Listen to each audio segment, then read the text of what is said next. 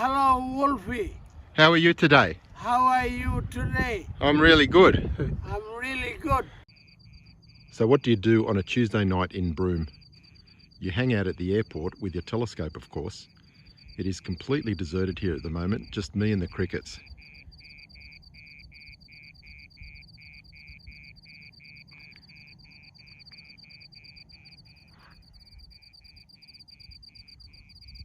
And my good mate, the airport security officer.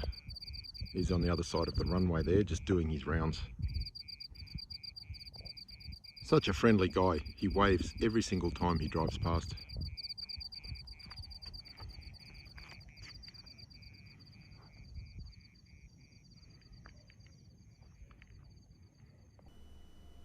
So last night was the final opportunity to see these geostationary satellites entering the Earth's shadow. Due to the tilt of the Earth and the orbit around the Sun is moving progressively further away from the equator every day. And that means, as of tonight, the Earth's shadow is no longer crossing the line of geostationary satellites. So these will remain visible all night, every night, until March, when we approach the March equinox. As promised, I set up the telescope to try and capture this final eclipse.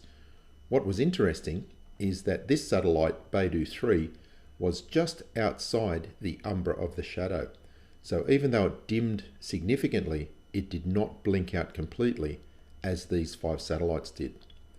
Another thing you'll notice is that we can see a bit of glare at the bottom of the frame, and that is clearly moving to the left. You can see it again there. It has moved to the left. That is actually coming from the planet Mars. If we look at this animation, Mars, being close to opposition, is in the opposite part of the sky to where the Sun is, and that means it's close to where the Earth's shadow is. As we play this animation, you will see these 5 satellites blinking out. Beidou 3 remains visible, and we can see Mars moving past. It was out of the frame of the telescope, but it was bright enough to cause noticeable glare in the images. So again, using the cardboard circle to represent the Earth's shadow, this is what happened last night. Those 5 satellites entered the umbra of the shadow and disappeared completely.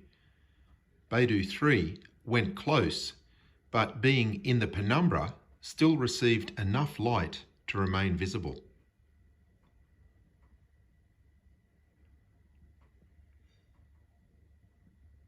So it never blinked out completely. It dimmed, and then it started to brighten again, and then we saw the 5 satellites reappear.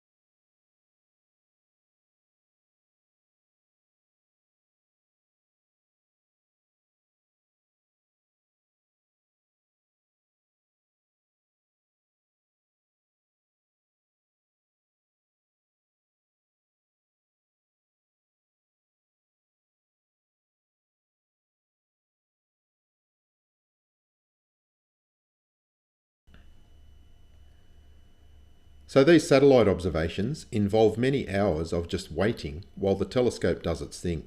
To occupy my time, I sometimes chat to friends on WhatsApp and send them various clips of what I'm doing. Here are some examples. So just setting up the telescope again and about to do the polar alignment as soon as Qantas departs. Here they go.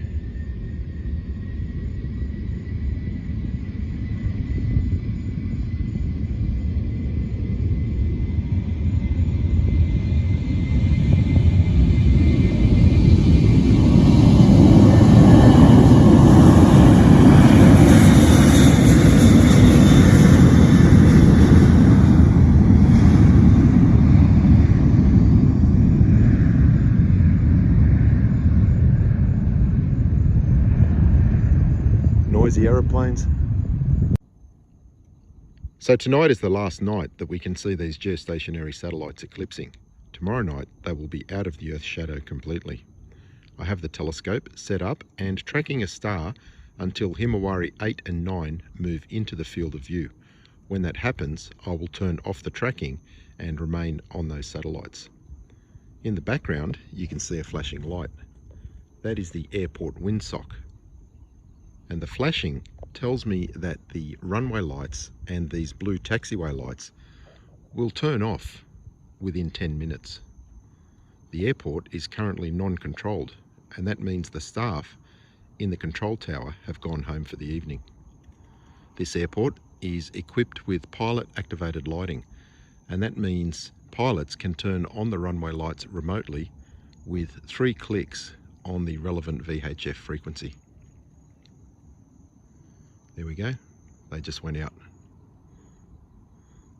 So if those lights come on again at any stage, it tells me we have an aircraft inbound. Okay, so I can just hear an aircraft powering up. Probably the flying doctors at the end of the tarmac here. And that means the runway lights will come on again very soon. The pilot will turn them on with his VHF radio.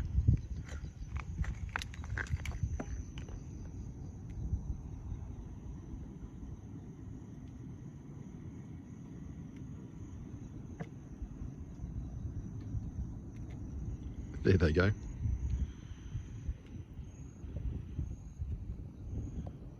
The lights, runway lights and the taxiway lights just came on.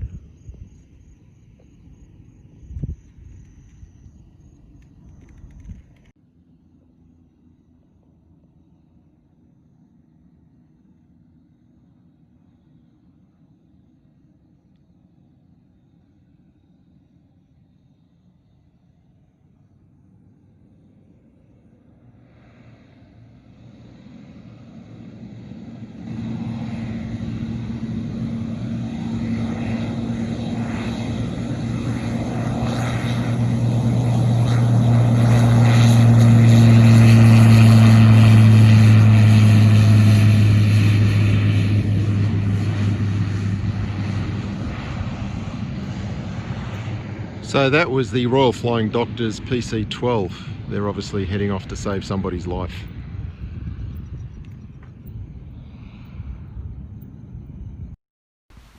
Okay, Emma, it's time for bedtime stories, so say hello to everybody. That's the way. Now you have 2 choices. You can learn about aeroplanes and airports or telescopes. What would you like? You want to learn about aeroplanes tonight? That's okay. Or you want the telescopes? Sure, we'll do that. Okay, show us where the sun is. Where's the sun?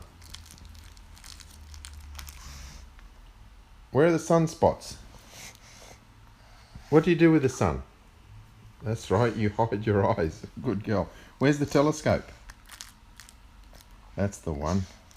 Very good.